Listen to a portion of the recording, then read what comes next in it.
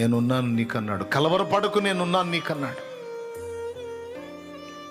నా దేవుడు ఉన్నాడు.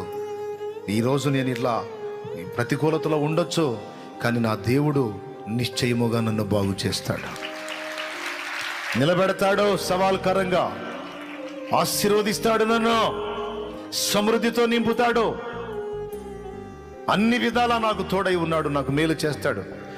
శత్రువా, నా మీద అతిశయపడద్దు. నేను కింద పడినా నన్ను తిరిగి లేపి నిలబెట్టగల సమర్థుడు నా దేవుడు. నేను ఇప్పుడు బలహీనుడనైనా బలహీనురాలనైనా ఆయన నన్ను బలపరిచి వాడుకోగల దేవుడు.